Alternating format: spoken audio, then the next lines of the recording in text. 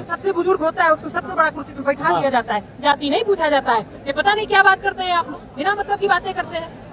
चंद्रशेखर रावत, देखिए मेरे मुंह से कुछ शब्द निकल जाएंगे, मैं चाहता नहीं हूँ कि चंद्रशेखर रावत केवल और केवल इस देश में बंटवारावादी पॉलिटिक्स करना चाहते हैं, देश को तीसरे टुकड़े में बांटना चाहते हैं, जो होने नहीं दिया जाए। एक सवाल है आपसे, जैसे आप लोग आरक्षण की बात कर रहे हैं, यूपीसी की बात कर रहे हैं, आरक्षण की बात तो कर रहे हैं पर जाति की बात नहीं कर रहे हैं, जाति हटाने की बात नहीं कर रहे हैं।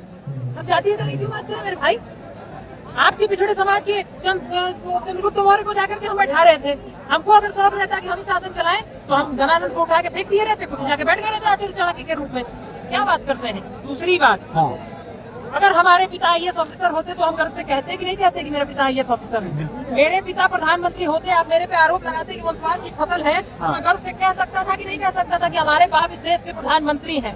तो मेरे भाई, जब मेरे बाप दादाओं ने मंगल पांडे के रूप में इस देश के लिए आंदोलन किया, जब देश आजाद नहीं हुआ था, जब मेरे बाप दादाओं ने महाराणा प्रताप के रूप में लड़ाई लड़ी, तो मेरे बाप दादा ऐसे थे कि हम उन पे गर्व करें, और आपके बाप दादा ऐसे थे कि वो कॉम्प्रोमाइज कर रहे थे। इसलिए आपकी हैसियत नहीं है कि आप जाकर पे उनके गर्व करेंगे। आपके ही खानदान में एक अम्बेडकर पैदा हुआ तो आप गर्व करते हैं कि नहीं करते हैं। हमारे यहाँ घर घर में पैदा हो गया। अच्छा। हमारे यहाँ घर घर में क्रांतिकारी पैदा हुआ है।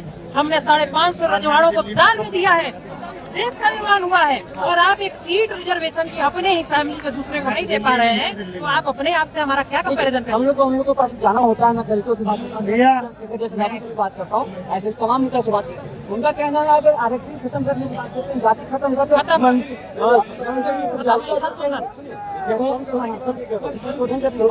संशोधन की बात कर रहे हैं, तो मतलब मंदिर में पुजारी के तौर पे आप किसी को भी बैठा सकते हैं, दलित को भी बैठा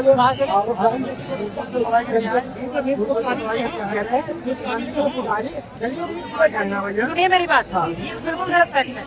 इस देश में 19वीं सदी तक आप जाकर के पढ़िए, 70% से ज्यादा सीटें दलितों की थी। ब्राह्मणों के गुरुकुल में आरक्षित हुआ करती थी, अंग्रेजों ने बताया ही नहीं है आपको, और आप विश्वास मान के बैठे हुए। भाई मैं सवाल मेरा